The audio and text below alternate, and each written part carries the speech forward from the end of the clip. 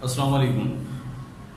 आज थोड़ा politics again बात करते हैं, हमारे पाकिस्तान की सियासत के बारे में बात करते हैं। कल चूँकि मैं परसों की एक एपिसोड मेरे सामने आई है आफ्ताब इकबाल के प्रोग्राम की, तो उसको मैं देख रहा था तो मुझे उस पर थोड़ी सी बातें पता चली, तो मैंने कहा क्यों ना आप लोगों के साथ भी शेयर कर दूँ। एक तो उसके अंदर ये दिखाया जा रहा था कि भाई जो रांझा है वो तो आउट ऑफ कंट्री चला गया है, यानी लंदन में जाके बैठ गया है और वहाँ से वापस आने का सोच रहा भी नहीं है। और वो ये कह रहा है कि मैं आऊँगा तब जब मेरा नंबर आएगा, इक़्तिदार मुझे मिलेगा।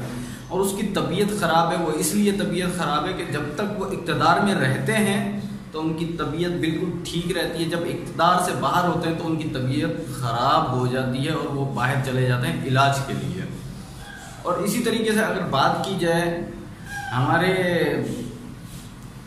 खेड़ा साहब की, जो इस वक्त ये कहा जाए कि इमरान खान को बनाया गया है उस प्रोग्राम के तहत, तो वो कहता है कि इस मुल्क को जितना मैं कर सकता था, जितना डिलीवर कर सकता था अकेला, वो मैं कर रहा हूँ, इससे ज़्यादा मैं और क्या कर सकता हूँ। और ये बात भी समझने वाली है उनकी कि वो अकेला क्या कर सकता है, क्योंकि इनके साथ जो लोग मिले हुए हैं वो तो आप लोग खुद ही जानते हैं।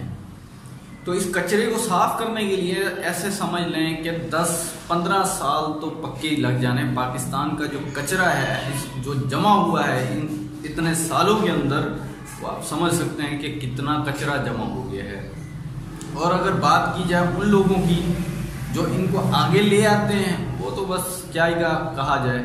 लेकिन डमी म्यूजियम से बैठे बिलावल जरदारी की बात की जाए तो वो जनाब कह रहे हैं कि भाई हम ये बाजी लेके रहेंगे।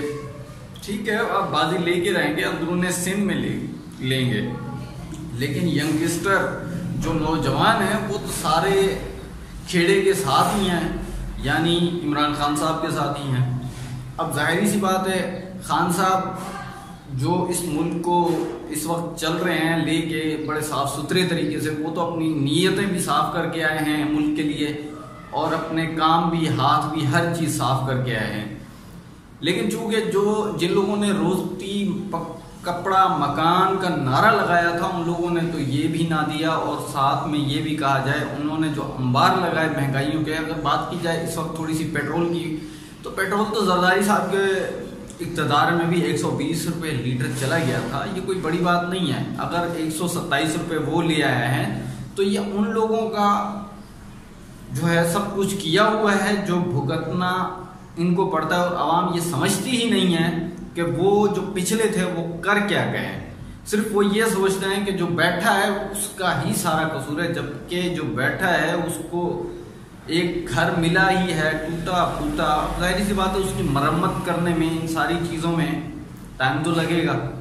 लेकिन उन लोगों ने जिस तरीके से करप्शन की, जिस तरीके से मनी लॉन्ड्रिंग केस किए, जिस तरीके से उन्होंने सारे किए, मैं अब क्या कहूँ।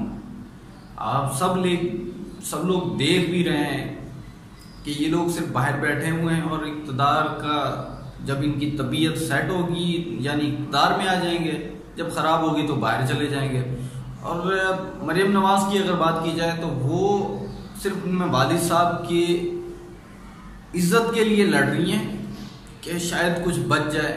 लेकिन अगर इस नज़रिए से देखा जाए कि वो सियासत को लेके चलेंगी, मैं नहीं समझता वो लेके चलेंगी। और जो अगर बात की जाए शहबाज शरीफ साहब की, तो शहबाज शरीफ को तो इन लोगों ने खुद जो है समझ लो कि पार्टी से निकाल दिया। और शहबाज शरीफ इस चीज़ को समझ भी नहीं पा रहे कि मुझे अब करना क्या है, क्योंकि ना तो वो इस्टेब्लिशमेंट के साथ हो रहे हैं, ना तो वो सियासत के तरफ आ रहे हैं, मतलब कि वो बीच में लटक रहे हैं। अब बस उनका ये हाल हो चुका है।